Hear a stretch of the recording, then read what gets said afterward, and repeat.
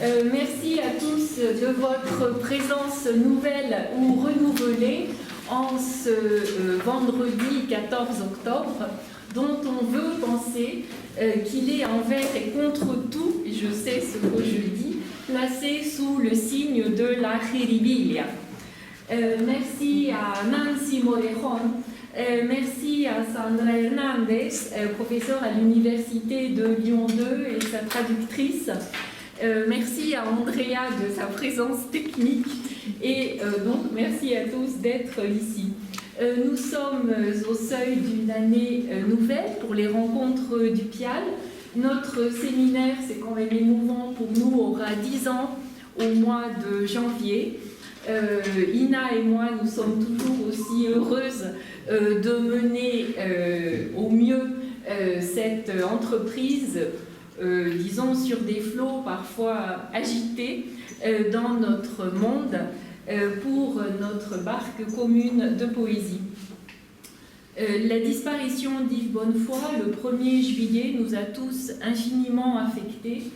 Le destin, comment l'appeler autrement, lui a laissé le temps d'écrire encore plusieurs livres, dont L'écharpe rouge, son livre peut-être le plus essentiel entre tous, s'il fallait en choisir un, pour que nous restions, comme le dit un autre titre, ensemble encore. Dans L'écharpe rouge, pour mieux comprendre, je cite cet ensemble de textes, il nous dit que le son, si on le perçoit ainsi, en amont de toutes les significations, c'est la bêche qui retourne le sol durci du langage, le levier qui peut renverser des mondes. Nous n'oublierons pas. Et le son, pour nous, si vous me permettez ce jeu de mots, ce sont des sones aujourd'hui qui nous ouvrent à la difficile beauté de l'île, de la isla. Et il me tient à cœur de redire combien votre double présence est aujourd'hui un honneur infini, bien sûr, mais peut-être plus encore une joie profonde, un mot qui est peut-être devenu un peu trop rare dans nos vies. Avant de vous laisser la parole à toutes les deux, je vais ouvrir une parenthèse pour en profiter, pour dire quelques mots du calendrier du PIAL. Vous me connaissez, j'aime bien les structures où on a ensuite le loisir de faire preuve d'inventivité. Le PIAL est un des 6 axes du CRIMIC, et si la poésie, comme le dit un des titres publiés par Gérard Pfister chez Arfuyen, c'est autre chose, nous sommes bien là pour rendre possible en poésie notre vie de chercheurs et d'enseignants. Nous formons de plus en plus une équipe interuniversitaire. Ina est co-directrice de l'équipe depuis l'équipe du LASLAR de l'Université de Caen. Nous travaillons de plus en plus à l'horizontale au sein du CRIMIC et à la verticale avec d'autres équipes. Nous réunissons des collègues qui ne sont pas toujours forcément des hispanistes, des poètes. Il y en a plusieurs ici, je les remercie infiniment de leur présence, des doctorants, des étudiants de master, dans cette vie ouverte et diversifiée où se joue notre identité sous le signe du traduire, de l'interculturalité depuis le partage des mots chers à Claude Esteban et qui nous définit.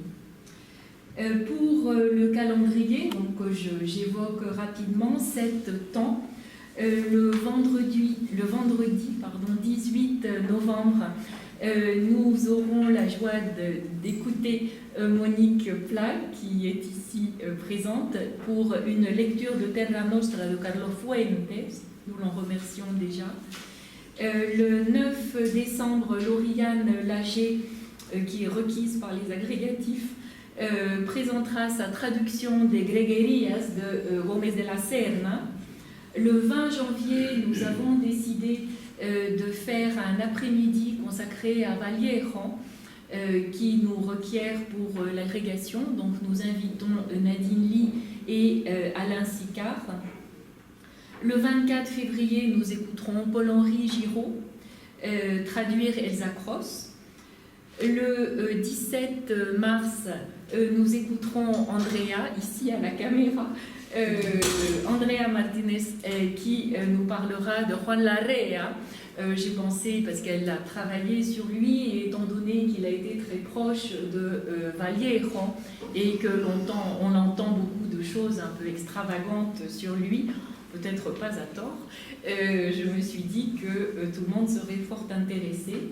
Le 28 avril, nous inviterons Pierre Villard, qui l'an dernier n'a pas pu participer à l'hommage à Claude Esteban à cause des grèves de train.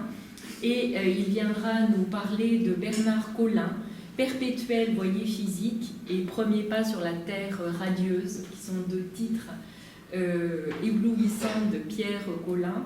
Et je sais déjà que ce que Pierre en dira sera tout aussi éblouissant. Et il viendra de l'UFR de Lettres de Bayonne. Et le 19 mai, nous organisons avec Armando Valdesamora et Roland Béard de l'école une journée d'études que nous consacrerons. Donc nous finirons aussi sur une présence cubaine. Donc José Lezama, Lima y Francia. Está llegando Víctor, nuestro técnico, que ya voy siguiendo, hablando un poquito y luego ya se puede poner en su sitio, y gracias mil. Voilà, donc effectivement, avant l'été, je rêvais en me disant que je n'étais pas allée à La Havane depuis 3 ans, donc il fallait absolument que je participe au colloque pour les 40 ans de la mort de Lezama Lima à La Havane, donc. Mais bon, c'était un peu utopique parce qu'il y avait tout de même la présence de César Vallejo qui m'occupe beaucoup. Et finalement, la grâce du destin a joué puisque vous voici ici toutes les deux. Vous venez de traverser 3 jours de colloque à Lyon, Nancy, en plus traverser l'océan. À Lyon, c'était Cuba, Tierra de Asilo, et les 6, 7 et 8 octobre à l'Université Lumière Lyon 2, un colloque magnifique organisé par le Grial. Clémentine, dont nous saluons la présence ici, y était. Il y a eu, je me suis informée, un récital de Nancy, Cuanto lo sentimos, avec Mercedes Solar. La ausencia difficile a veces, enfin ces journées donc sont toujours épuisantes, donc nous sommes d'autant plus touchés de votre présence maintenant, et notre reconnaissance est d'autant plus vive. Donc je vais vous laisser la parole. Je crois que vous avez souhaité commencer par un documentaire, parce qu'on peut le récupérer. Non, c'est pas la peine. Non, parce qu'autrement on peut le récupérer. On laisse là. Oui, d'accord.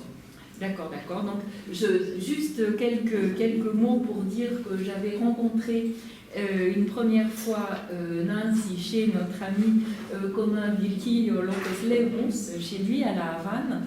Et là, je pense à ces mots de Maria Zambrano dans ses lettres d'exil depuis Rome, quand elle écrivait à Lezama en 1956. Gracias por tenerme presente, por no sentirme lejos ni perdida,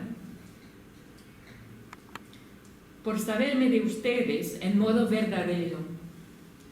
Lezama lui répondait: No, María, no está usted en el infierno, está aquí con nosotros, en el reencuentro, en la coincidencia, en las islas.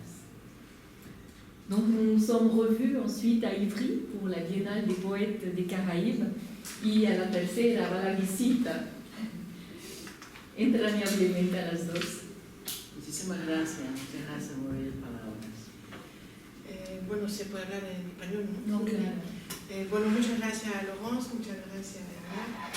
Estoy muy contenta de estar aquí, muy emocionada también, empezamos con emoción, por varias razones, porque estoy aquí con Nancy Morejón, una poeta que conozco desde hace casi 30 años, y bueno, tengo el placer de presentársela y de compartir con ella su lectura, porque ella lee maravillosamente, y también porque fui alumna aquí, en París 4, en el instituto, hace muchos años, 35 años este año, y creo que en esta misma aula tuve clase con varios profesores prestigiosos.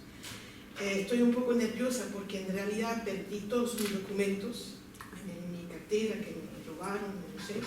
Entonces lo siento mucho si van a ver que estoy buscando los poemas. Había preparado una lista con todos los poemas escritos a máquina para que Nancy pueda leer con mayor facilidad. Entonces les pido disculpas por si estamos un poco... entonces yo tenía citas también de Yves Bonnefoy, de Louis Aragon, de Édouard Glissant y de Nancy Monégon en el papel que había preparado. No me acuerdo, tengo la memoria un poco perdida, pero bueno, les voy a presentar de forma general a Nancy Monégon en función de los poemas que ella va a leer, para que vean un poco las temáticas. Y bueno, había puesto varias referencias biográficas, eso lo mandaré después, ya que es un seminario, verán, me imagino, y estarán en contacto con la organizadora. Entonces Nancy Monégon pues, es una poeta cubana de La Habana, que empieza a escribir en los años 60 y a publicar su poesía. Ella publica poesía desde los años 60 hasta hoy y también ensayos.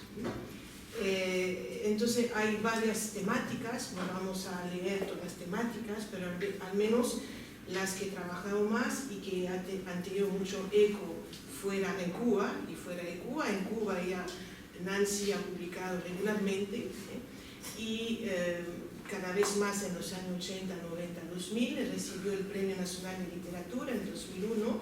Hay algunos datos que puse en la ficha.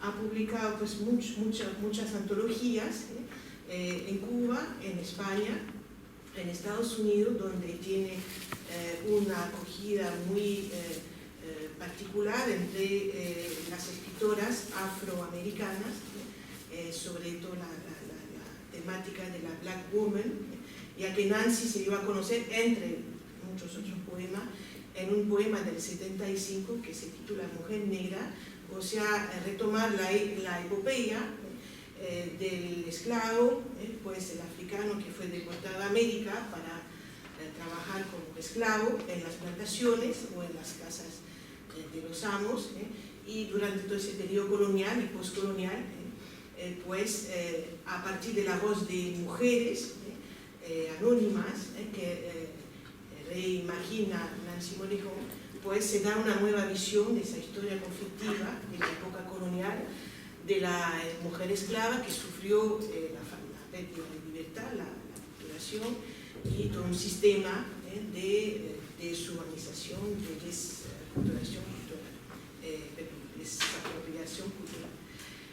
Y entonces, como ella trabajó, después de estudiar la filología francesa, la carrera de estudios de lengua y literatura francesa, ella trabajó en varios lugares y especialmente con Nicolas Guillen, otro poeta que también se interesó por la memoria colectiva de las raíces africanas de la cultura cubana y de recordar esa épica negra americana, como decía él. Y entonces Nancy fue sensibilizada no solamente por el encuentro con Nicolas Guillen o por sus diversas lecturas, y sus estudios, sino también por su propia trayectoria de mujer cubana y habanera.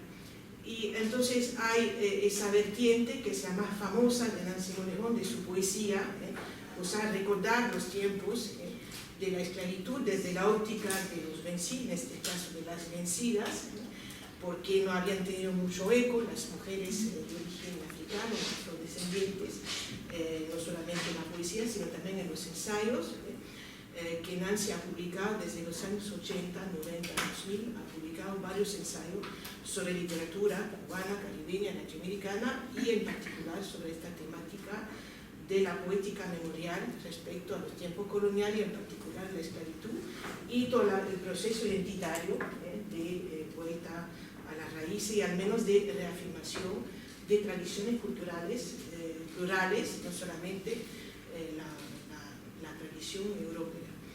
En la poesía de Nancy hay también toda una serie de reencuentros con poetas españoles. Hay una afinidad cultural, por supuesto, por la lengua y la cultura, con poetas como Lorca, Alberti y otros poetas como Machado, y otras figuras también de la poesía contemporánea, Teresa Marima, que también conoció, Benedetti y Neruda, figuras de la poesía latinoamericana que fueron también importantes en su quehacer político. Y respecto a otros temas de los que se apropió Nancy Morejón, hay una afinidad caribeña, una apertura hacia el Caribe, no solamente porque Nancy Morejón tradujo los poetas caribeños de habla francesa, de Haití, de Martinica, como Aimé Césaire, que fue uno de los mayores poetas para ella de panteón, digamos, de la poesía, Edouard Brisson, que conoció, con quien trabajó en el premio Carbet. Nancy Morejón es miembro del jurado del premio Carbet, es el premio que se da en las Antillas Francesas de literatura, y entonces hay una apertura hacia las islas antillanas, las islas del Caribe, una insularidad que ha cantado mucho Nancy Morejón en su poesía a partir de un libro muy bello que se titula Piedra Pulida. Vamos a leer algunos poemas de Piedra Pulida, o sea, el itinerario épico de la historia colonial y postcolonial, a través de la memoria de los afrodescendientes, entre otras cosas, insularidad y amor por el Caribe, por esa apertura caribeña hacia un reconocimiento, una afirmación, un reconocimiento de las culturas plurales y mestizas del Caribe y de América, y también otras partes de la poesía de Nancy Morejón que he estudiado respecto a las elegías, los elogios que Nancy escribió sobre figuras intelectuales como poetas, poetas y cantantes populares, otras tradiciones musicales, orales y populares que también Nancy Morejón retomó en su poesía a lo largo de sus obras. Y por supuesto otro aspecto, y termino con esto, muy importante en su poesía, ya que ella pasó por varias generaciones de la poesía coloquial hasta hoy, es el homenaje a la familia, la pertenencia familiar, desde la matrifocalidad, o sea, el recuerdo de las abuelas, las madres, y también, digamos, una pertenencia a una Habana que quiere mucho y que no ha dejado nunca. Nancy Morejón vive en La Habana y ha cantado muchas veces su, no sé si se dice habanidad, cubanidad, porque los cubanos si no se van a ofender. Lo siento si el señor no es de La Habana, si de otra zona. Hay realmente esa apropiación telúrica del paisaje insular, de la isla y también urbano de La Habana con sus ambientes. Entonces hay una sensibilidad particular, y espero que a través de la selección de estos poemas puedan, y seguramente lo van a apreciar mucho. Y bueno, agradezco también a Nancy por haber venido hasta aquí, que el día fue largo y complicado, pero estamos aquí a compartir con ustedes. Gracias. Bueno, decía José Agustín Goytisolo, gran poeta español, residente en Barcelona, cuya familia tuvo riquezas en la industria azucarera de Cuba, que yo era una criatura de suerte.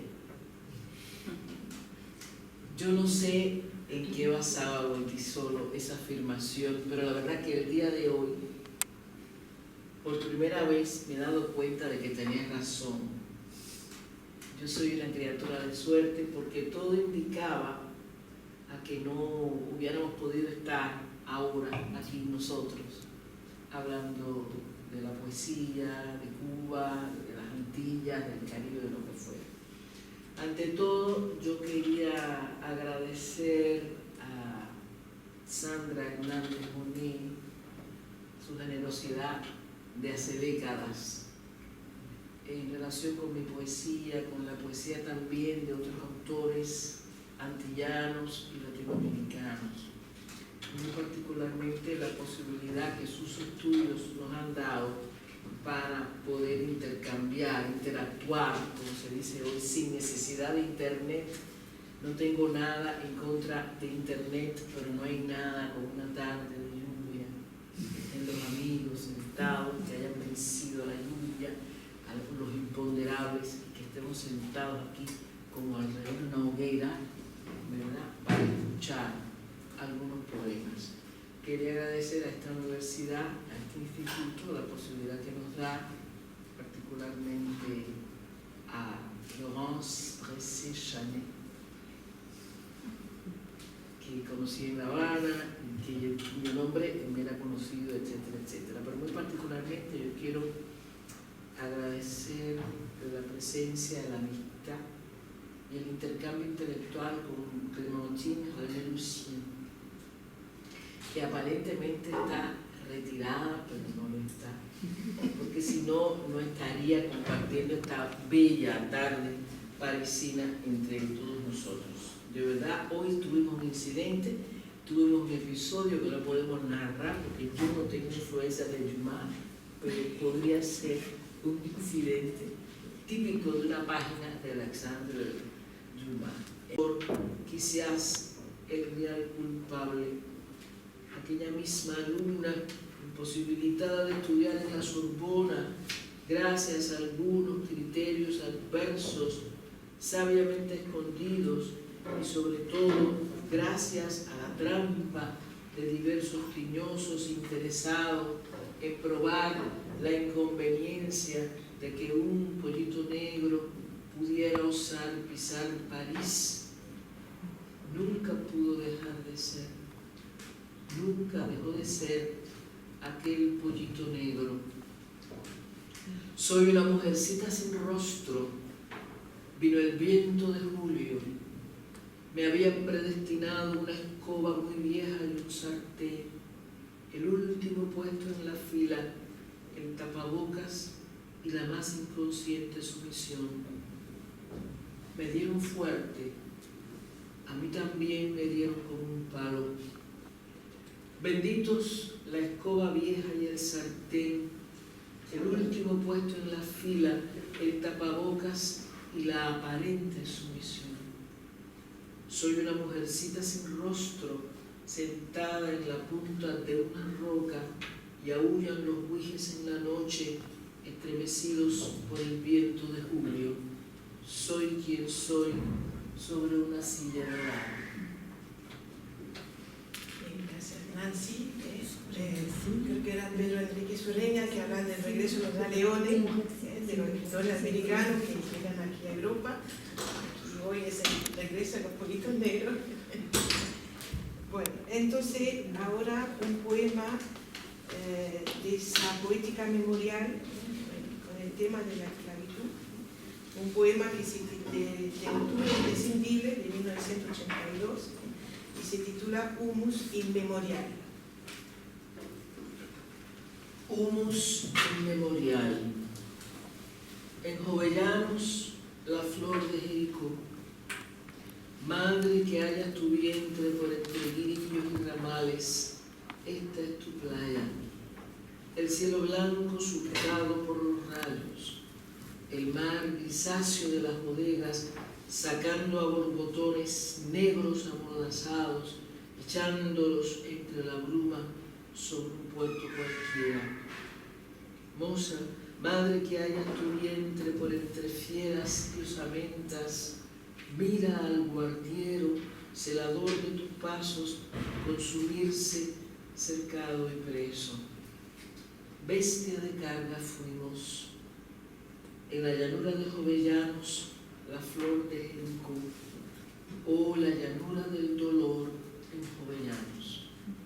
Jovellanos es una ciudad del centro de la isla donde hubo muchas plantaciones de azúcar en la época esclavista.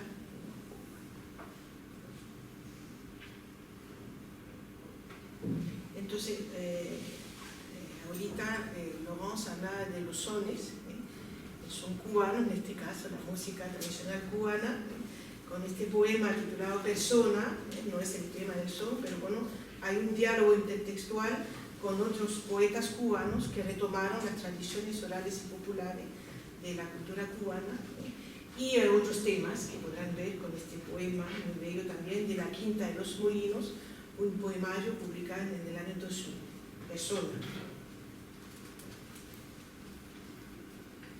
¿Cuál de estas mujeres soy yo? ¿O no soy yo la que está hablando tras los barrotes de una ventana sin estilo que da la plenitud de todos estos siglos? ¿Acaso seré yo la mujer negra y alta que corre y casi vuela y alcanza récords astronómicos con sus oscuras piernas celestiales en su espiral de lunas? ¿En cuál músculo suyo se dibuja mi rostro, clavado allí como un endecasílabo importado de un país de nieve prohibida?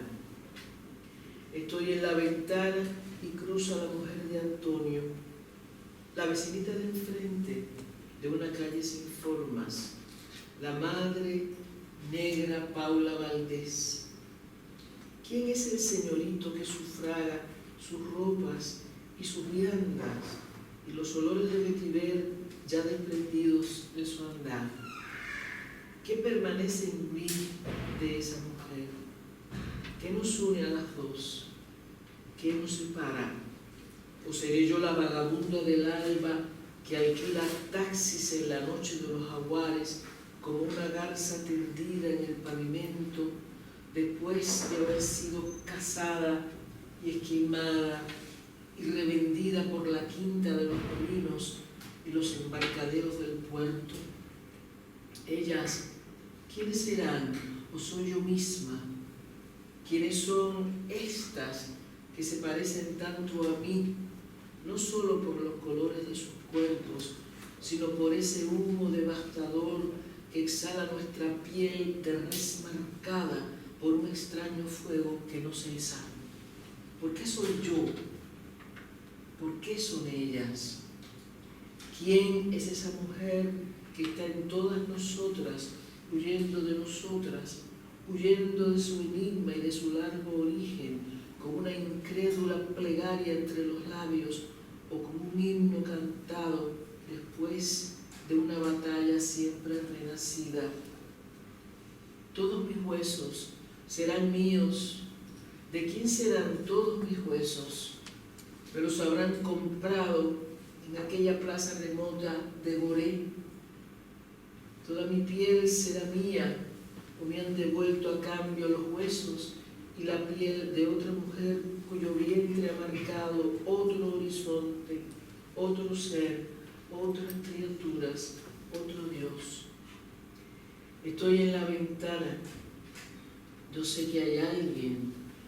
Yo sé que una mujer ostenta mis huesos y mi carne, que me ha buscado en su gastado seno y que me encuentra en la vicisitud y el extravío. La noche está enterrada en nuestra piel. La sabia noche recompone sus huesos y los míos.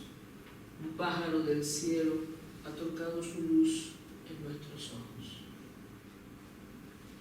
Pues si quieren leer más poemas respecto a este tema, del enigma, del pasado, los orígenes, la pérdida de identidad, de las raíces, de familiar, que era un tema ya desde Neceser, desde por supuesto, de Nicolás Guillén, con el apellido, y muchos otros poemas de los años 30-40, en que el hablante lírico trata de evocar ese pasado conflictivo, el enigma ancestral de los orígenes, de donde vienen estos hombres y mujeres afrodescendientes. Hay en el sitio Cervantes, internet virtual,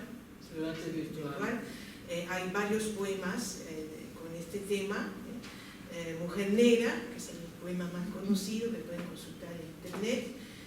Amo a mi amo, y varios otros poemas de varios libros de las antologías, y en el sitio hay también poemas de esa época, años 70-80, de octubre imprescindible y el otro poemario, Piedra Pulida. Y bueno, hasta hoy, porque Persona es un poema bastante reciente sobre esta temática y no solamente. Después pasamos a una temática un poco habanera, el elogio de la ciudad de La Habana, de sus barrios, de su gente, de su ambiente, pero una Habana también que se abre hacia el interior del país, y se va y ve entre las tierras adentro, la insularidad y la apertura hacia lo marítimo, hacia el puerto, la bahía, con un poema sacado de uno de los últimos libros de Nancy, publicado en la Fundación Sinsonte, en España. Ese libro se llama Peñalver 51, y el poema se llama Temprano. Es un poema que traducí, que está publicado en una revista de Genève, Les Belles Lettres, en francés, y en muchas editoriales, creo que en Europa, que va a salir pronto, y es un temprano.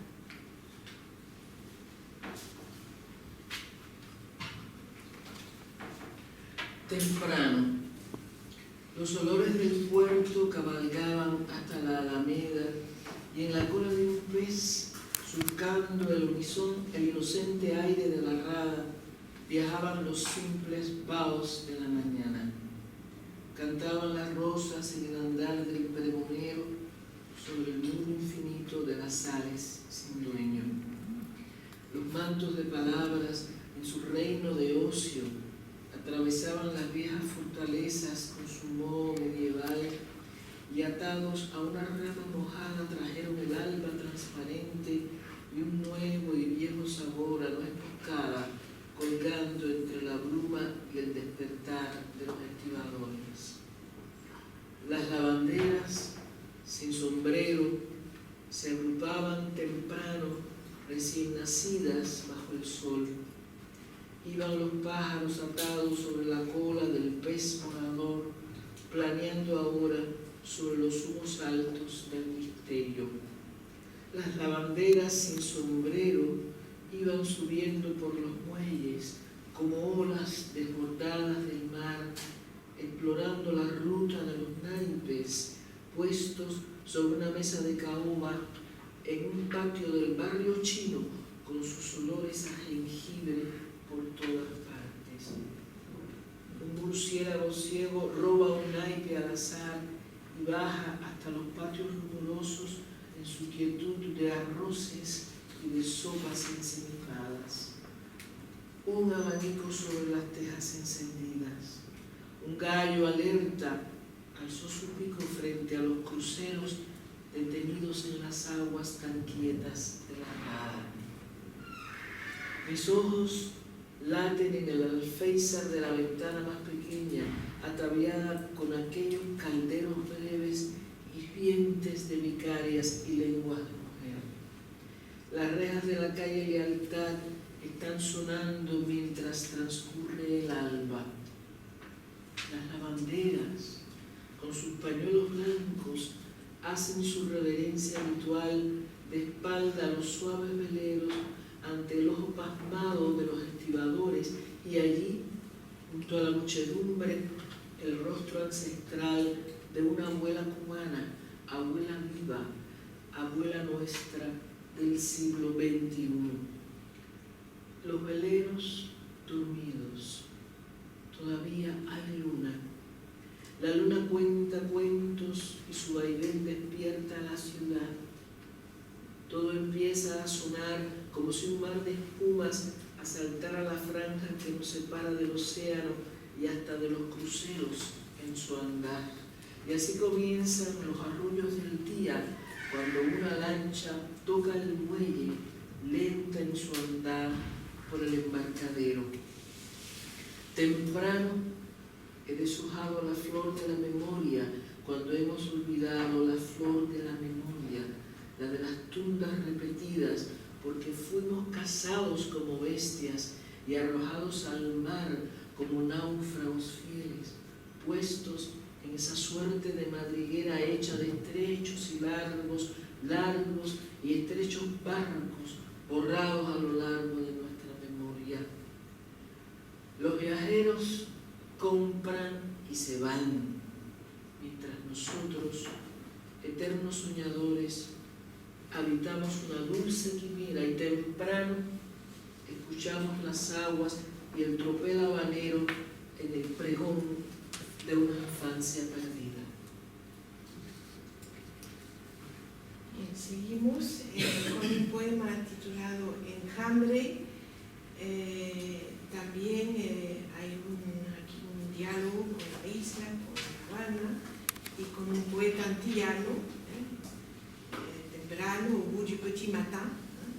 Aquí hay un diálogo intertextual con René Césaire y toda una trayectoria desde La Habana, el puerto de La Habana, hacia una parte de la isla de Cuba, que es como el interior de la isla, para simbolizar esa apropiación telúrica del paisaje natal. Calle Naruto natal, en trasfondo como un diálogo, pero bueno, es otra cosa. Quizás Ochun, para los que no saben, Ochun es una divinidad cubana de origen yoruba, de la tradición africana de Cuba, y Ochun es la diosa, la divinidad yoruba de las aguas dulces, de la belleza, del amor, es la Venus cubana.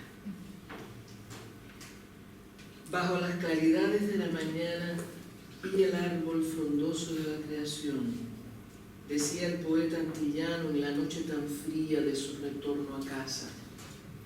El niño en su sueño esperó otras palabras.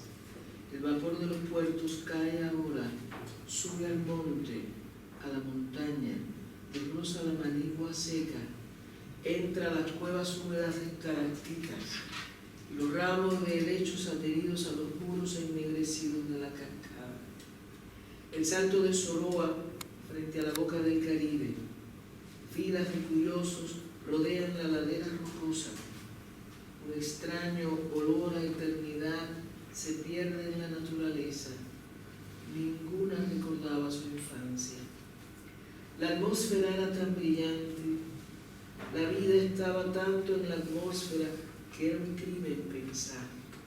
Estar allí y desear las lagunas, las aguas y ese aire que corre y cae devolviéndonos la fiesta inaugural de la vegetación. En la ventana de mi casa, bajo las señales del mediodía, veré la esponja del mar, la línea oscilante del murex que el amor más hermoso encontró alguna vez sobre la arena y abandoné sin miedo para siempre. Así fue como reverdecieron las bugambilias, lila, los álamos, los dardos y las flores de Pascua, los suspiros y esas espinas más gigantescas aún que el propio tiempo. Dicen que a su morada hará su entrada Ochun, toda cubierta de miel y mariposas. Veré el enjambre revoloteando sobre nuestras cabezas y cargaremos el olvido hasta el río más cercano.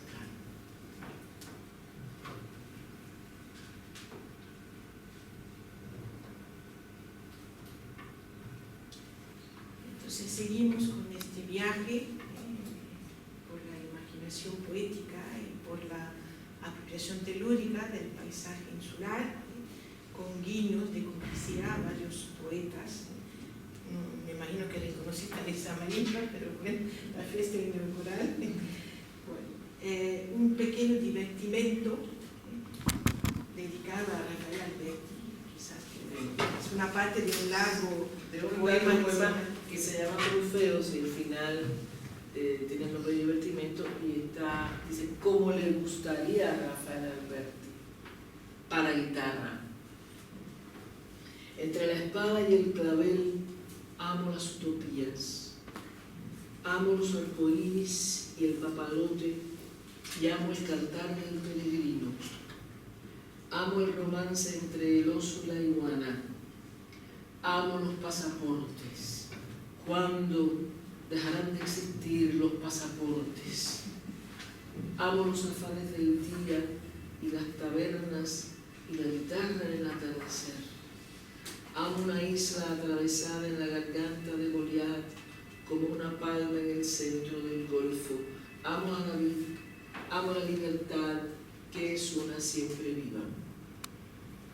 Otro poema muy emocionante, también dedicado a una poeta cubana, si quiere verla. Ah, sí. Ante un espejo, se titula el poema.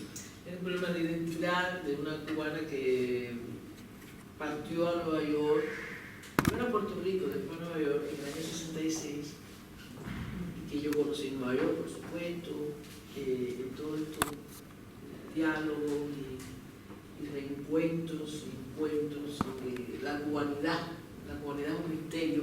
Hay quien dice cubanidad, hay quien dice cubanía. De paso, yo quería agradecer la presencia de este amigo de la embajada cubana que está aquí, en ese momento que está entre nosotros. Y luego, Sonia Rivera en este momento vive en La Habana, comparte su vida entre Nueva York y La Habana, lo cual quiere decir, como decía Galileo Galilei, si pur si muove, hay cosas que cambian, y hay que estar muy atentos a esas cosas que cambian. Ante un espejo. Si decidieras irte de la ciudad, de tu ciudad, en busca de nuevos horizontes, de fortuna, o tal vez de una pasión sin precedentes, la ciudad, esta ciudad, aún inconsciente de sus ruinas, emprenderá tu acecho siguiéndote los pasos. Alguna tarde cálida, nuestra ciudad sepultará bajo un aroma extraño los años transcurridos antes y después de Cristo. No hay otro país ni otra ciudad posibles. Cuando haya amanecer, no habrá crepúsculo. Si los parques florecen cundidos de tulipanes firmes, entonces el bulevar trae los olores de tus seres queridos y sobre todo de tus muertos. Si decidieras irte, el puerto y las bahías y los jardines de la reina te escoltarán con sus vapores. Recorrerás los mismos pasadizos, los barrios arcaicos del estruendo con la indolencia de sus pares. No valdrá un solo verso de Blaise Sandrard, y hasta los mismos cuartos de tu casa sellada te cercarán con la angustiosa carencia del engaño. A donde quiera que te muevas, escucharás el mismo pregón de la mañana. Te llevará el mismo barco andando por la misma ruta de los perennes emigrantes. Nada podrá depositarte en ningún sitio. Aunque hayas monteado el mundo entero, de castillo en castillo, de mercado en mercado, esta será la ciudad de todos tus fantasmas. Habrás desgastado tu vida un poco inútilmente, y cuando ya estés vieja, ante un espejo como el de Cenicienta, sonreirás algo triste, y en tus pupilas secas habrá dos rocas fieles y una esquina sonora de tu ciudad. Emocionante este poema. Yo también nací en La Habana como Nancy. Si está de acuerdo, Bueno, yo nací, me crié en una calle de La Habana, de Centro Habana, como dice Final Santa Cruz, en el barrio de los sitios, un barrio muy popular, muy sonoro, muy lleno de música. Esa casa, el número de esa casa es Peñalver 51. Sin embargo, este poema se titula Peñalver 52 porque es lo que se ve frente a Peñalver 51. Entonces, ahí pasó mi infancia, mi juventud, mi primera juventud. Hay un poquito, ¿verdad?, de algún deterioro de la ciudad que conocemos, que sabemos, pero el espíritu de este poema es solamente pensar que vendrán otros tiempos también en donde la luz interior de los moradores que vivimos allí se transmitirá a la ciudad y será una ciudad más bella de lo que es. El fondo oprimido de las piedras, que no son piedras, sino arenilla y musgo polvoriento, descansa sobre la pátina sideral de los alambres entretejidos como en un trapecio de circo pobre, aproximándose en cámara lenta. Hay un paisaje frente a mis ojos, como después de una batalla, que pone mi cabeza en esta vida, en estas paredes traspasadas de humedad. Son unas manchas prietas, parduzcas, negras, acorraladas por aguaceros de cemento infinito transcurriendo sobre el espacio amado. Hay un paisaje frente a mis ojos cuando aspiro la atmósfera de 4 siglos y un coro de claves entra en mi ensueño sobre la carcomida piel de los lagartos del pontón, donde aletean algunas aves, piando, volando hacia lo alto de la mañana. Hay un ánimo limpio entre los cables colgantes de Peñalver 52, indecisos, atónitos, que pretenden ser arcos perfectos de la ciudad dormida. Ciudad mía, ciudad de todas estas lunas y 1000 amaneceres, ¿cómo puedes respirar todavía y acoger en tu seno esas aves que bajan de los cables, sembrándose en tus bordes, clavándose en mi pupila fija entre el montón de ráfagas con que el viento te toca? Un polvillo amarillo, fugaz, falaz, te elige entre todas las princesas posibles. Seguimos con ese viaje por La Habana, con otro morador de La Habana que es Lezama Lima, José Lezama Lima, y aquí tenemos a 2 especialistas del poeta cubano de La Habana. Pues vamos a leer un homenaje que le hizo, que le vendió Nancy Morejón, Lezama en la tarde. Es un poema interesante porque es un poema, por supuesto, que trata de alcanzar el arte poética de José Lezama Lima, lo cual es completamente imposible. Pero Lezama y yo nos quisimos mucho, nos conocimos. Él estuvo en un jurado que me premió a mí, siendo muy joven. Es un jurado muy extenso, muchos poetas. Y la tarde que fue a verlo yo a su casa, Trocadero, él me dijo: yo voté por ti, los otros no, pero yo quiero que tú sepas que mi voto era para ti, pero yo estaba en minoría. Entonces siempre nos quisimos, yo he tenido la posibilidad de frecuentar esa arte poética, pero sobre todo en base al gran amor que yo le tuve y la amistad, a pesar de la diferencia de edad, que como siempre me relaciona con Nicolás Guillén, lo cual no es nada disparatado. Guillén forma parte de mi historia literaria. He escrito y publicado muchísimos artículos y 2 libros importantes sobre Guillén y algunos ensayos sobre Lezama. Lo que pasa es que tanto este poema como mi ensayo sobre Lezama, que está incluido en un libro mío de ensayo, Fundación de la Imagen, del año 88, ahí yo develo muchos secretos, porque la vida es muy complicada. Y nosotros nos queremos mucho, y yo no tenía que ver con su estética, pero le debí mucho, le agradecí muchas cosas literarias importantes.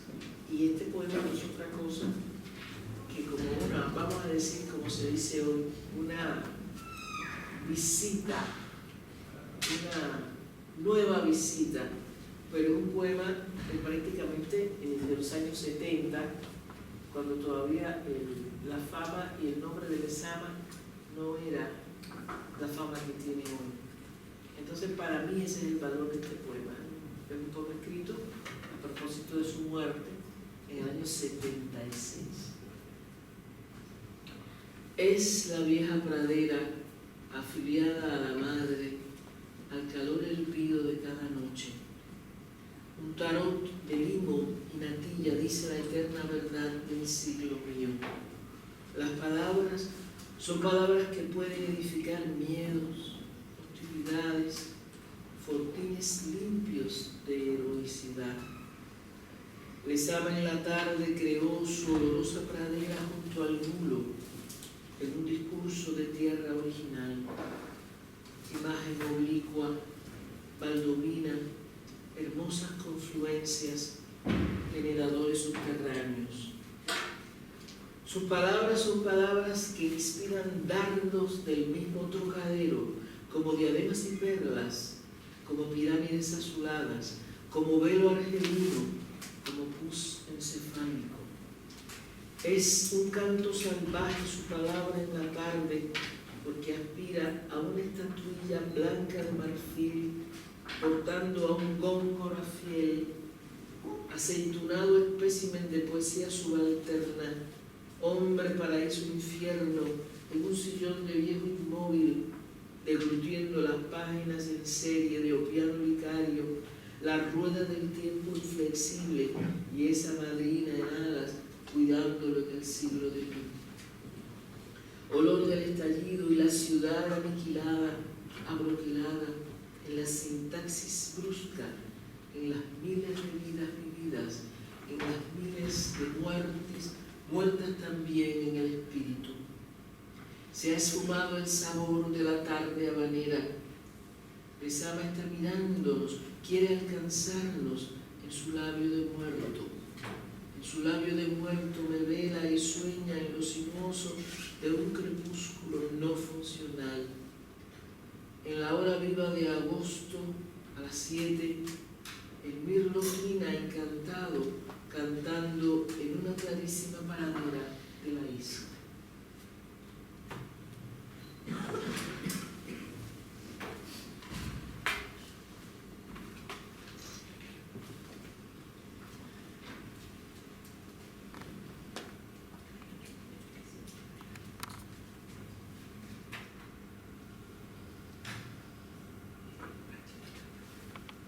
Seguimos con los homenajes, y tanto a La Habana como a las figuras o a los poetas,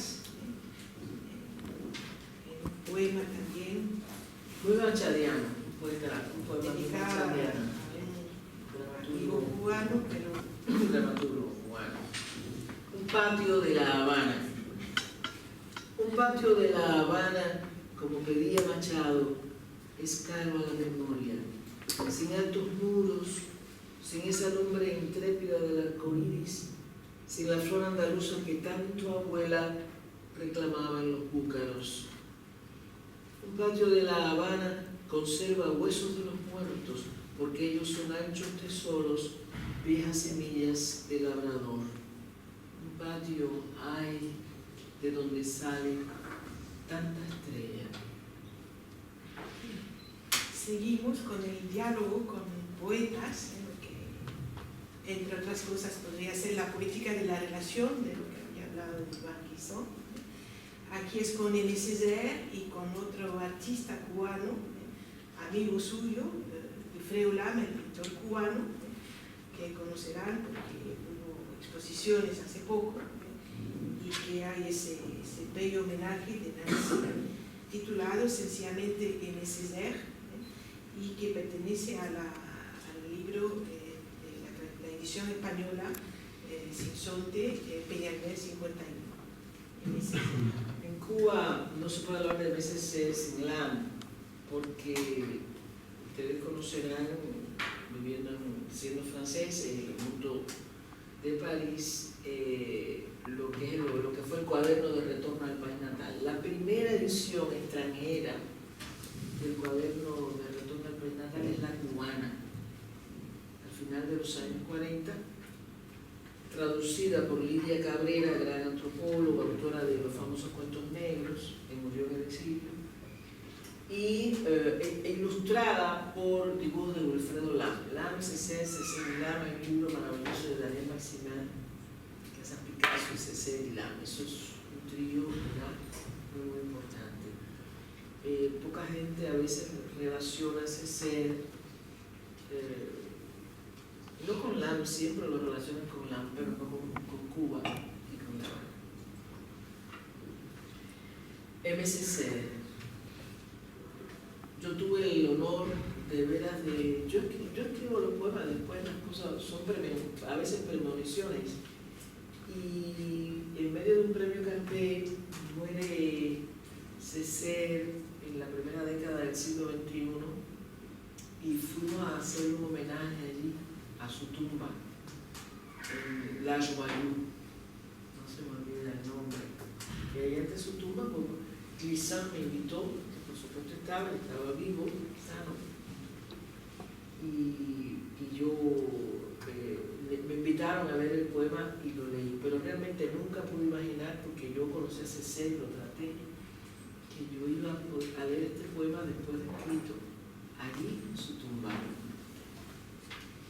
Una piedra en el centro del mar es el diamante, el célebre diamante de Fort-de-France, donde un poeta, cuaderno bajo el brazo, frente a la lava de los volcanes, frente al arco dorado y su perenne sombra, pudo anclar para siempre la flecha de los colibríes entre los acantilados de una comuna escondida por los vientos. MSC, traficante secreto de las aves marinas.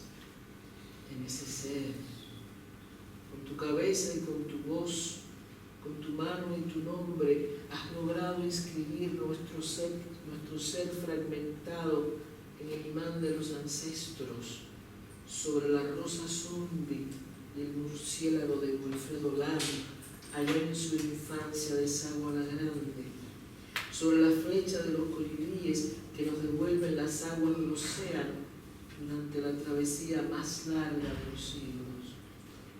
Somos precisamente los que sabemos, desde el fondo del archipiélago, el verde agua de nuestro reino y su follaje, y los planetas que nos han convertido en catálogos de palabras fraternas, porque somos una humanidad de luna y sol, de tierra y hambre, de rinoceronte endemoniado o zunzún inocente.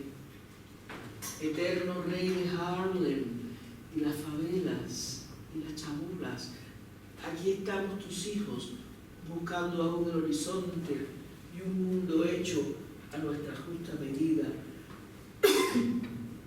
sin calma apenas, lanzados sobre tu flecha de los colibríes, traída desde Corea hasta los jardines de Baratá, mientras en el piso de una pirámide sin nombre entonamos el canto negro de tu estirpe, tu canto negro, el nuestro, sin odio de razas, atentos al aire que mecen las cañas, paradas en los tablones de las comunas y de nuestra historia, y más allá de los sirvientes arrecifes, rugen al fin las tempestades, siempre diversas en su socorro mutuo, como nuestras almas, y más allá del perenne horizonte, permanecer clavados en las aguas.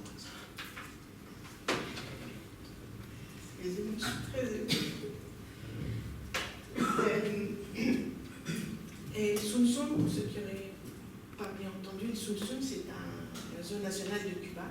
C'est une sorte de colibri qui est très beau, et si on l'enferme, il meurt. C'est un peu le symbole de la liberté. Zunzún. Je ne sais pas comment dire en créole de la Martinique. On continue dans cette belle occupation du lieu, comme disait Alexandre.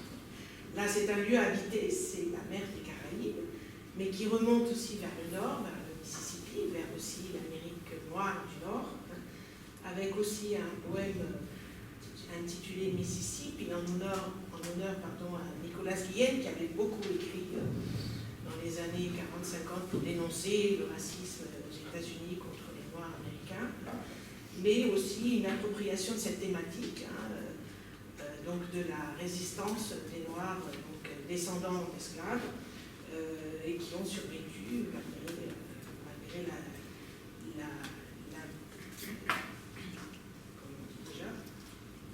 l'absence de pitié, on va dire, du système colonial.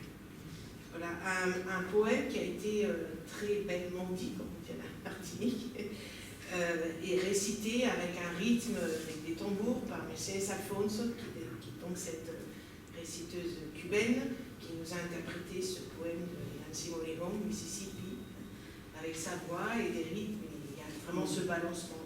Vous verrez, vous allez comprendre. Es un poema por el centenario, los 100 años de Nicolás Guillén. Está dedicado a su memoria, pero quiero apuntar aquí, confesar aquí, porque así lo dije en el coloquio, que este poema fue una premonición del huracán Katrina. Los huracanes, ustedes saben que son maléficos para el Caribe. Y Nicolás decía que el Mississippi era el río de los negros, porque era el río más grande, más tremendo. Cuando viene Katrina, las ciudades alrededor ya nunca más volvieron a ser lo que fueron, dejaron de ser. Como vemos, todo muy atribulado, el fenómeno de Haití. Pues Matthew, el huracán más reciente, pasó entre el extremo sur, el extremo oriental de la isla de Cuba y las costas de Haití. Y ese estrecho, como existe el estrecho de la Florida en el norte, ahí al borde del Golfo de México, existe este estrecho que llamó Cristóbal Colón el paso de los vientos. No por azar, tiene un nombre tan aparentemente poético. Por ahí pasan los vientos y acabó con una ciudad cubana como Baracoa, de las más antiguas creadas por Diego Velázquez, y Haití. Pero yo me quise alejar en este poema, rindiendo el homenaje a Nicolás. Quise pensar en un caos marítimo, una cosa que era el Katrina, y al mismo tiempo trabajar la sonoridad, más bien el ritmo de lo que su poesía, su mejor poesía. Dice Mississippi, a la memoria de Nicolás Guillén. La serpiente de agua recta y se mece, con su cuerpo de hamaca bamboleándose, carabelas, fantasmas, pieles quemadas van dibujados sobre las hojas de los sauces. La serpiente de agua junto a los sauces, la serpiente de agua. La serpiente de agua va alzando su cabeza con una lengua bípeda y milenaria. Un pedazo de lengua cae en el golfo, el otro devorando cientos de barcas. La serpiente de agua entre los sauces, la serpiente de agua. La serpiente de agua crece y avanza y va abriendo sus fauces impenitentes, pálidas, voraces, sus anillos dorados, su vaivén implacable. La serpiente de agua junto a los sauces, la serpiente de agua. Otro poema de dedicatoria, pero al mismo tiempo de una emoción poética, sacado de un libro muy bello de Nancy Moregon, Paisaje Célebre, que escribió en los años 90, en el 93, se publicó en Venezuela, en una época difícil para Cuba. Y entonces, bueno, este poema, como le dedicaste a Mario Benedetti, viene a terminar esta parte, y después, si podemos seguir un poquito más, pues Botella al mar. Está dedicado a Mario Benedetti y a Luz Alegre, su mujer, que fueron para mí como unos padres, como unos padrinos. Botella al mar, a Mario Benedetti y Luz. Una botella de vino tinto al mar. Son las 3 de la tarde. Una botella de vino tinto sin licor, sin apenas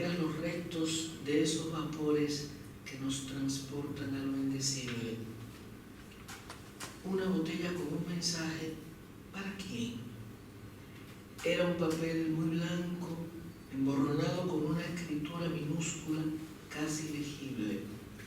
Allí decía: escribo en este papel que introduzco en esta botella para nadie, para todo aquel o aquella que quisiera leerme en las próximas eras.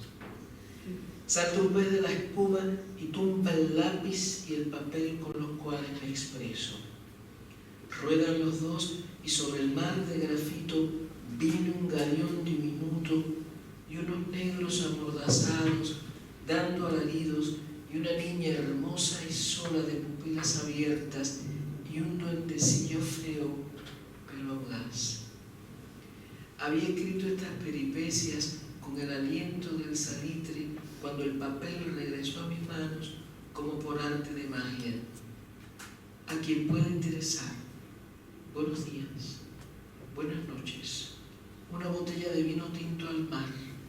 Son las 3 de la tarde.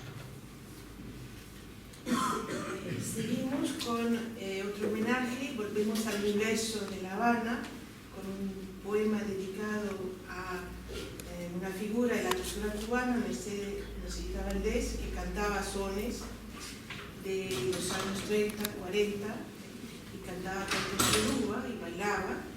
En ese poemario, Carbones Silvestres, en este libro hay varios retratos de mujeres negras dedicados a mujeres conocidas o desconocidas, pero que pertenecen al imaginario personal de las merceditas. Voy a hacer una anécdota que creo que vale la pena que conozcan. En realidad, Mercedita Valdés fue la primera persona que cantó fuera de los ritos, fuera de la vida religiosa, cantos yoruba. Ustedes saben que la santería cubana, que se emparenta con el candomblé brasileño y el vodú haitiano, tiene como base la mitología yoruba. Entonces ella, de muy jovencita, era muy pequeñita, don Fernando Ortiz la invitó, y por primera vez en el aula magna de la Universidad de La Habana, a finales de los años 20, ella debutó cantando estos cantos que no se conocían porque solamente se cantaban en el momento de los rituales. Yo escribí este poema porque a Mercedita le habían dado la paloma de Picasso de la UNESCO y hubo una cosa muy bonita y ella estaba vestida de amarillo y en fin. Escribí el poema un poco antes de su muerte y está dedicado a Luis Carbonell, porque Luis Carbonell es conocido como el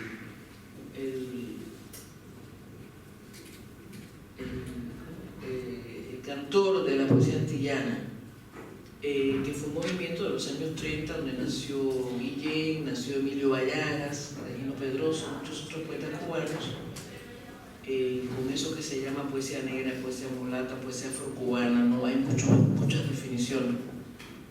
Y cuando yo terminé de leer el poema vino encantado, porque también, como el poema de Lezama trata de ser como una apropiación del arte poético de Lezama, este poema trata de ser una apropiación de los valores de los poetas negros, mulatos y blancos de la Cuba de los años 30 en este movimiento. Carbonell era el acuarelista de la poesía antigua, así era como le decían. Era un actor, era un declamador que dio a conocer en Cuba y en el mundo entero esta modalidad. Merceditas, a la memoria de Mercedita Valdés, para Luis Carbonell. Mírenla como va de amarillo, igual que el girasol y la yema y el trigo.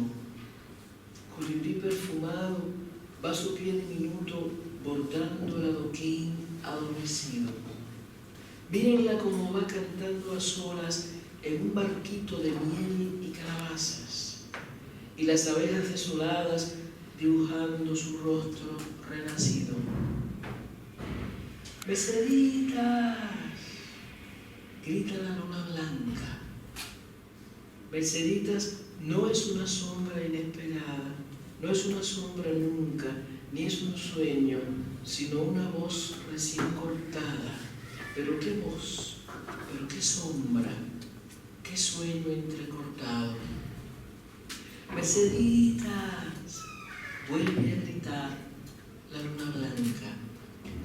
Mírenla como va de amarillo, igual que el girasol y la yema y el trigo. Colibrí perfumado va a su pie diminuto portando el adoquín adormecido. Montada sobre un pavo real de espumas, va cabalgando sobre Cuba. Mírenla bien, mírenla aquí en su coral de soles fijos, en su coral de plumas sacras, en su fulgor de alcoholes sabios, en su esplendor de pulseras dormidas. Merceditas, grita la luna enardecida. Mírenla como va de amarillo, igual que el girasol y la yema y el trigo. Colibrí perfumado va a su pie diminuto, bordando el adoquín adormecido y un manto de oro fino cayendo para siempre entre las aguas breves del río.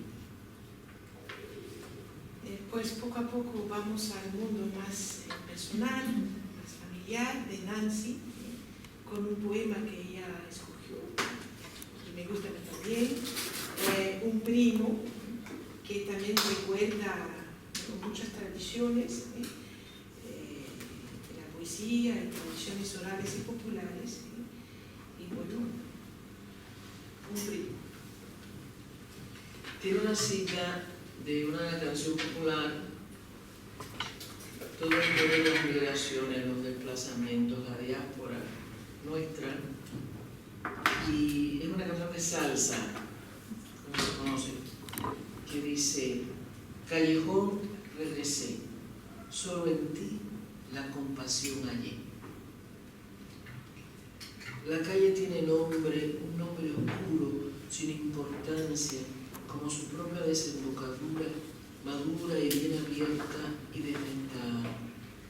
Al final no hay luz, sino la luz que salta desde la piel oscura de mi primo Fernando. Estamos hablando, pero no hablamos, porque nuestro silencio se parece, nuestro silencio es casi igual al silencio de las fogatas en Malawi, silencio que perdura y alienta en nuestros puros, pero nosotros sin saberlo, sin sospechar que ese silencio es nuestro solo porque lo trajo algún antepasado tan nuestro como el propio silencio de la bodega entumecida que logró atravesar las dos orillas y el paso de los vientos. Un día de octubre, cuando explotó un velero en la bahía de la ciudad y el ruido de los misiles extranjeros quebraba el tímpano de las lavanderas en el solar sin pulso y sin olvido, mi primo Fernando salió de la calle Cristina, una calle ancha, la calle más ancha de los alrededores, tumbada casi siempre por los aullidos de los mataderos cercanos y el silbido implacable de los ferrocarriles. Mi primo Fernando junto a mí extraña los bucles insensatos de una prima remota y el olor de las panaderías de la esquina de Toyo, el aroma de la ajonjolí y los domingos de carnaval corriendo como liebre dormida entre las filas de la mojiganga. Mi primo Fernando me cuenta todo esto sin comprender ahora el vaivén presuroso de las bicicletas, sin poder comprender el libre acento de las mariposas sobre las percas de cerveza. Hemos llegado a una colina chica en Tallapiedra. Para el tren de Santiago y mi primo Fernando se seca el sudor de la cara con una inútil servilleta de papel blanco que está espiando todos mis sentimientos. Fernando y yo ante un vórtice de lágrimas negras. Fernando y yo por la calle empedrado, Fernando y yo reconociéndonos en el humo especial de los telares de muralla en agosto, mi primo Fernando con 10 tarjetas de crédito en el bolsillo, pero sin zapatillas, sin aire, sin idioma. Tuve que irme también de la ciudad donde viví por más de 20 años. No soporté y me fui más al norte, a un barrio de italianos, empacadores de carne, que tampoco entendieron mi vida. Mi primo Fernando en su futuro nómada, obsesionado todavía por el silencio de las fogatas. Dos poemas en homenaje a la madre, el poema Madre y el poema El Café.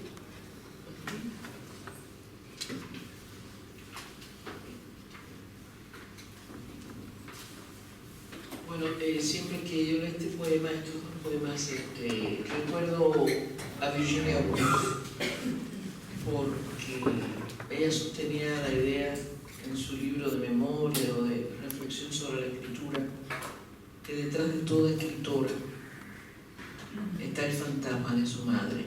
No hay escritora que no tenga detrás la sombra de su madre. Mi madre no tuvo jardín, sino islas acantiladas flotando bajo el sol en sus corales delicados. No hubo una rama limpia en su pupila, sino muchos garrotes. Qué tiempo aquel cuando corría descalza sobre la calle de los orfelinatos y no sabía reír y no podía siquiera mirar el horizonte.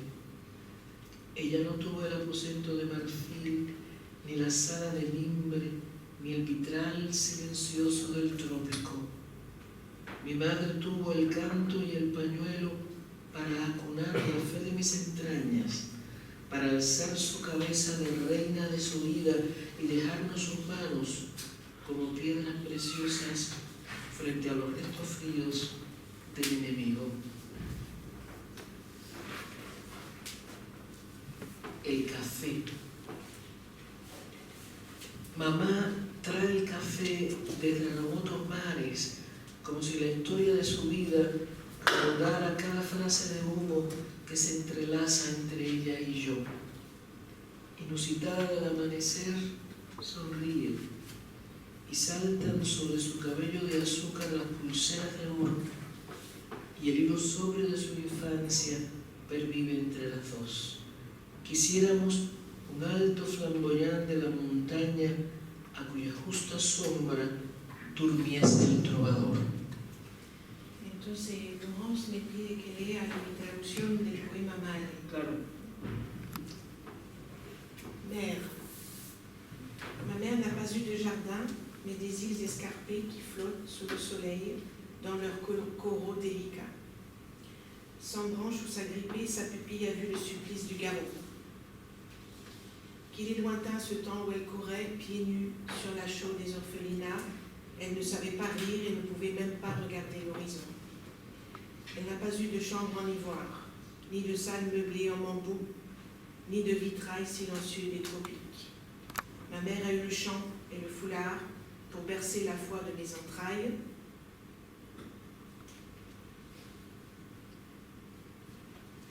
C'est la émotion, c'est pas tout.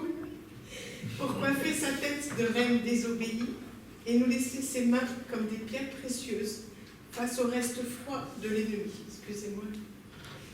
Excusez.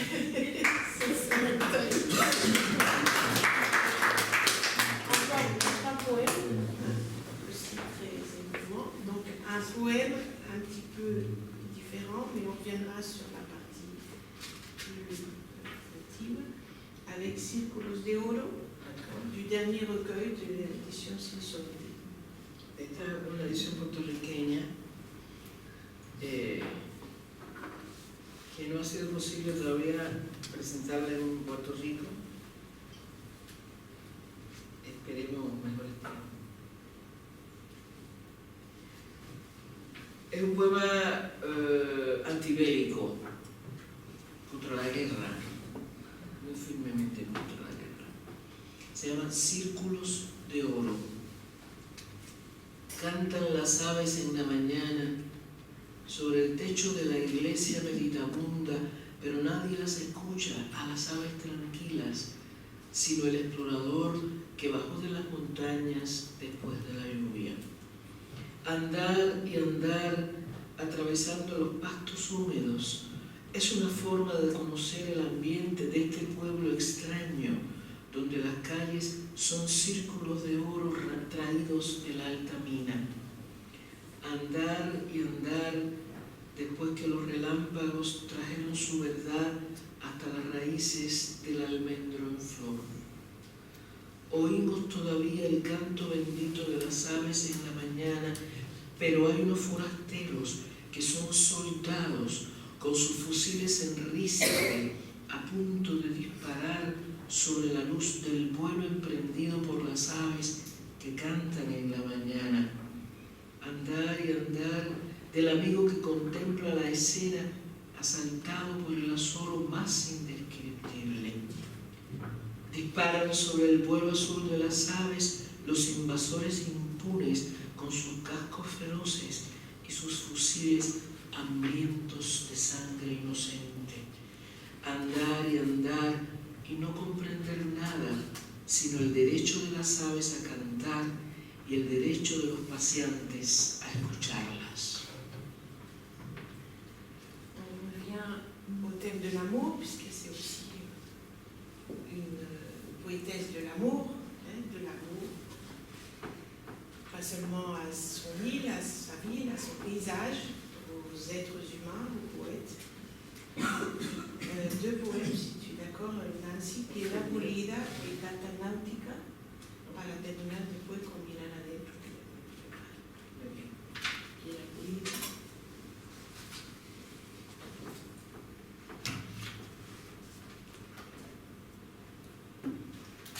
Piedra pulida. Un nuevo libro, un nuevo día, otra nueva ciudad, más veranos, más flores, aquel perpetuo mar y yo ahora, sobre piedra pulida, busco tus labios, busco tus ojos. Carta náutica. Miro las aguas todas desde las profundidades del mar y allí estás como un cuarto menguante acelerado y allí estoy sin palabras, móvil entre la espuma que navega hasta tu corazón. Y hacia nuestro amor avanzan los 4 puntos cardinales y los restos de barcas y navíos que pudieron sobrevivir al naufragio de un cuarto de siglo. Seguiremos amándonos a perpetuidad y alzaremos nuestras cabezas en el oro cerrado de la arboleda muda hasta llegar de nuevo al pie de los 100 mares. En la pleamar tu cuerpo y mi cuerpo, allá en la baja mar tu boca y mi cuerpo y tu esplendor. En esta carta náutica no hay espacio posible para ellos. Mirar adentro. Comment c'est un poème bref, très court, c'est un chant de nostalgie, de mélancolie sur l'esclavage. C'est une esclave, bien sûr, qui protagonise le poème. Mirar adentro. Del siglo XVI data mi pena, y apenas lo sabía, porque aquel ruiseñor siempre canta en mi pena. En français, je l'ai traduit comme cela. C'est le seul poème vraiment. Je suis contente de la traduction. Ça a été beaucoup traduit. Regarde l'intérieur. Du XVIe siècle date ma peine, et à peine m'en doutais-je, car ce rossignol chante toujours dans ma peine. Merci Sandra. Merci.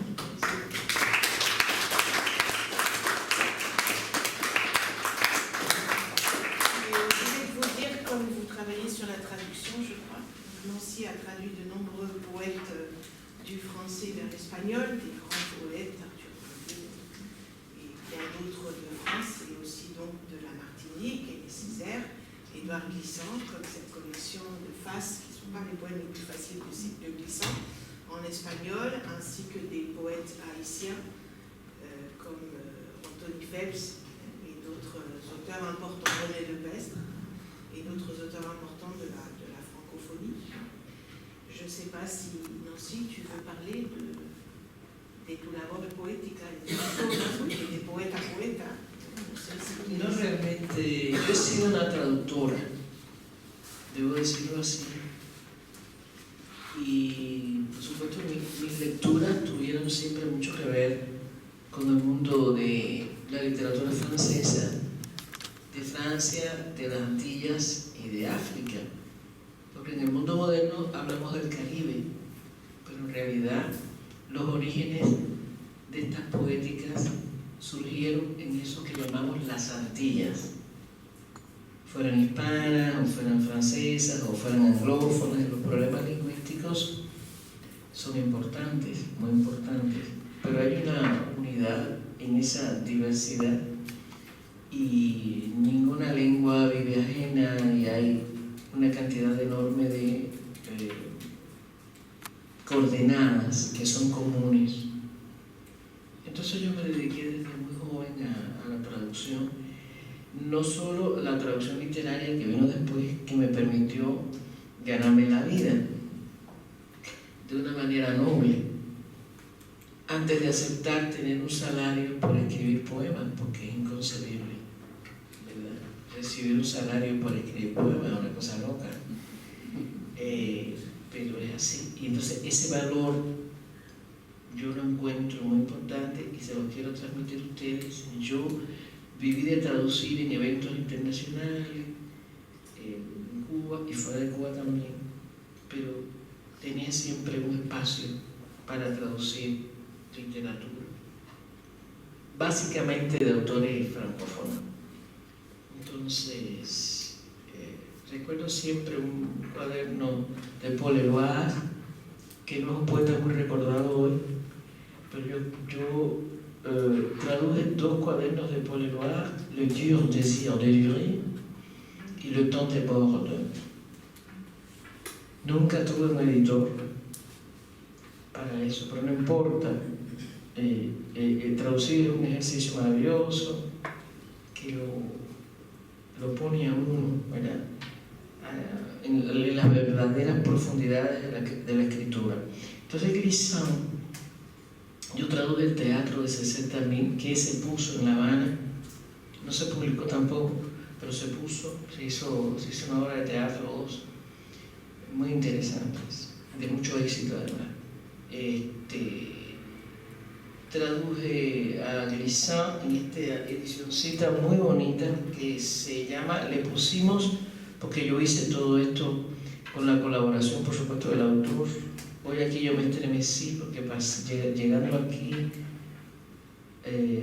Clementine me dice, mira, allí vivía Glissant. Yo siempre vi mucho Glissant en las cosas del premio Carbet, incluso aquí en París, en muchos sitios del mundo, pero nunca estuve en su casa de París. Estuve en su casa de Martinica y en su casa de Nueva York, pero nunca en la casa de aquí. Entonces pasar por ahí, con una especie de estremecimiento. Entonces él y yo trabajamos este librito que yo le puse Fastos, porque en Montreal, en Canadá, hay un editor maravilloso que se llama Baudou, que hizo una edición muy linda de este libro de Glissant que se llama Fastos. Pero yo quería que el lector hispanoamericano no solo tuviera una noticia de Fastos, sino una idea más o menos de los poemas importantes de Glissant y de su arte poética.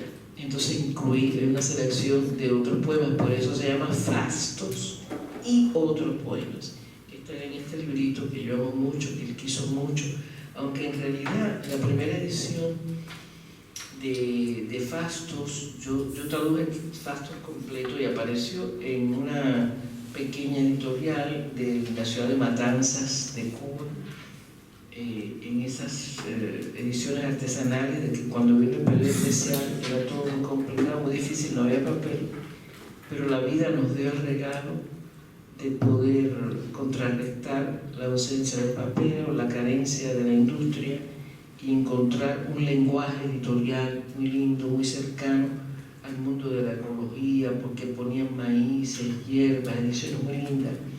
Y la primera edición de Fastos, que yo misma no tengo, tenía una cubierta muy bella que era manecilla, parte de un reloj viejo puesto en una portada con arenas de Baradero. Estaba regada, pegada a la arena hacia la cubierta. Fue una cosa muy bella, muy hermosa, que mucho me inspiró. Y cuando tú sientes una libertad en lo que tú haces, porque tú mismo te ganas la vida como puedas ganártela, eso contribuye tremendamente a la firmeza de tu expresión, a la independencia de tus temas. Y yo creo que en ese sentido la traducción no solo fue un modo de vida, sino una vía de entrar a otros mundos literarios y también de encontrar llaves de la civilización. Nosotros estamos en Occidente y es muy importante romper las barreras lingüísticas. A veces tenemos las mismas experiencias y pensamos que son experiencias diferentes porque a veces nos expresamos en idiomas diferentes. Y yo creo que el traductor hace una labor encomiable, a veces muy mal pagada, como todos ustedes saben, pero bueno, aún así es una faena muy noble y muy importante. Siempre que estoy en una universidad, delante de estudiantes, del nivel que sea, yo siempre les propongo que estudien una lengua, la que fuera, una lengua, otra lengua de la suya. Y el que tiene una vocación literaria, que quiere ser un escritor, tiene que agradecer eso mucho, porque el que traduce es como entrar a un laboratorio y tú puedes comparar esa otra lengua con las características de la tuya, con la que tú te tienes que expresar. En eso yo soy muy devota del gran poeta italiano Cesare Pavese, que es un traductor extraordinario, fue un traductor extraordinario de la novela norteamericana, sobre todo de la generación beat. Y él escribió un libro precioso que les recomiendo mucho, que se llama Oficio de Poeta, y donde él valora la función de la traducción. En el propio coloquio, en Lyon, alguien presentó una ponencia sobre el escritor cubano Lino Novas Calvo, un importante narrador, muy importante narrador, pero lo más importante a mi juicio de la obra de Lino Novas Calvo es su condición de traductor, porque las traducciones de Lino Novas Calvo, de William Faulkner, de otros muchos autores en lengua inglesa o norteamericana, fueron las traducciones que leyeron los integrantes del boom. Por ejemplo, un autor como Gabriel García Márquez. Ellos leyeron el propio Benedetti, Julio Cortázar, Vargas Llosa. Ellos leyeron a estos autores traducidos por Lino Novas Calvo. Así que fíjense lo importante que es la traducción. Siempre también traigo a colación el fenómeno de los culebrones, de las novelas, de las telenovelas, las brasileñas, en donde en una novela, de esas novelas soap opera, como se les llama, en una playa están dos personajes, están hablando, y uno de los personajes tiene en la mano Memorias de Adriano, de Marguerite Yourcenar. Y a partir de entonces, esa novela circuló, se hizo una novela bien compleja, de un lenguaje bien, con un presupuesto literario complicadísimo, que era la especialidad de Marguerite Yourcenar, que era una mujer especialista en Grecia y en Roma. Yo siempre he tenido la mala suerte, nunca he podido dar con la antología de poesía griega que tradujo la Yourcenar. No he tenido nunca la oportunidad ni de verla, pero preciso este episodio porque nos damos cuenta de lo importante que es la traducción para la difusión y la difusión para la traducción, y que muchas cosas podrían tener más calidad literaria si en verdad tuviéramos presente a los traductores y autores escritores que a lo mejor no están de moda, pero que representan, y sus obras representan valores muy importantes, muy importantes. Y a mí me gusta, por ejemplo, mezclar traducciones. Por ejemplo, que a Guillén, por ejemplo, le gustaba mucho traducir, y yo siempre envidié sus traducciones de poemas esquimales. ¿Por qué no podemos conocer los poemas de los esquimales? ¿Qué nos impide? ¿Qué nos impide eso? Entonces, es siempre importante abrir horizontes. Siempre estamos abriendo windows. Yo creo que es muy importante abrir windows, pero hay otras muchas cosas que pueden hacerse además a través de Windows, a través de Internet, que nos pondrían en circulación con los valores de la humanidad. Es decir, yo creo que en el fondo yo tuve una formación humanista a la que no renuncio de ninguna manera. Muchísimas gracias. Sí, tenemos 5 minutos. No sé si viene una pregunta o dos a Nancy. Es una pregunta. Sí. La historia cubana, desde la revolución hasta esta apertura hacia Estados Unidos, una especie de neocapitalismo, tiene incidencia en su obra. Esa es una pregunta. Y la otra es, ¿cuáles son sus poetas preferidos y por qué? Son 3 preguntas. No importa, son bienvenidas. Bueno, la primera, la revolución cubana es un proceso que no nació, por supuesto, el 1 de enero del 59, es un resultado de todo un movimiento que nació en el siglo XIX, con la primera revolución importante que fue eso, con ¿Tu poesía? Naturalmente, hay muchas cosas que sí, nada se puede explicar. Lo que pasa es que siempre ha habido una tendencia, a veces, a entender la poesía solo como una poesía de propaganda o una poesía de consignas. No, pero no aquí en el instituto. Aquí en el instituto no tenemos esa tendencia. Vamos al discurso poético. Yo lo agradezco mucho y quizás sea esa la razón de estar yo aquí. Pero lo que le quiero decir es que yo sí creo que soy una criatura de la revolución, y que la revolución es también poemas sin propaganda y sin consignas. Es una interpretación de una vida dedicada a la vida de todos los días, y en donde la vida de todos los días, lo cotidiano, se presenta como algo en donde se expresa mi poesía, pero no puedo dejar de decir que no lo sea. Yo no creo que sea una poeta al margen, o que no me importe vivir en Cuba. Yo hubiera podido vivir en otros muchos países que he visitado, en los que he estado, pero nunca he marcado mi residencia en otro que no sea La Habana. Eso no quiere decir nada, eso no es un mérito tampoco, es un azar, pero es así, porque otros se han ido del país y no podemos tampoco decir que no forman parte de la cultura cubana. Usted sabe que hay un término muy ocurrido, que es el término diáspora. Durante mi primera juventud yo viajaba, iba aquí, iba allá, y siempre hablaban de la literatura del exilio.